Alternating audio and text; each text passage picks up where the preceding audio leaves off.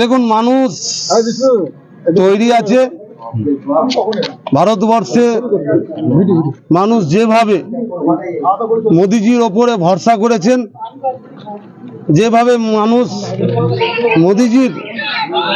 মোদিজিকে মনের মধ্যে হৃদয়ে ভরে নিয়েছেন, তার কাজের নিরিখে, তার উন্নয়নের নিরিখে, সর্বোপরি ভারতবর্ষের যে 100 কোটি মানুষ হিন্দু সনাতনী ধর্মের মানুষের যে 500 বছর, বিগত 500 বছরের যে একটা বিবাদকে জয় করে মানুষের 100 কোটি মানুষের মনের আশা পূরণ করতে পেরেছেন সম্মানীয় ভারতবর্ষের যশস্বী প্রধানমন্ত্রী মোদিজি। তাতে গোটা ভারতবর্ষে তো গেরুয়াময় মোদিময় ঝড় বইছে।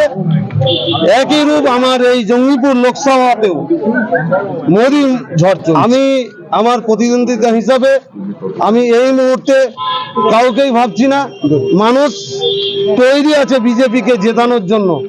মোদিজির যে নেতৃত্বে যেভাবে দেশ দ্রুত গতিতে এগিয়ে যাচ্ছে, আজকে পৃথিবীর 2-3 নম্বরে পৌঁছে গেছে, তাতে জঙ্গিপুর লোকসভার মানুষ যেভাবে দেশ স্বাধীনের পর যেভাবে পিছিয়ে পড়া আছে, এখানকার মানুষের কোনো কর্মসংস্থান নেই, তাতে নিশ্চিত ভারতবর্ষের অন্যান্য লোকসভাগুলো যেভাবে দ্রুত গতিতে উন্নয়ন হচ্ছে, এই জঙ্গিপুরের লোকসভার মানুষও সেই উন্নয়নের গতিতে যেন তারা ছুটতে পারে।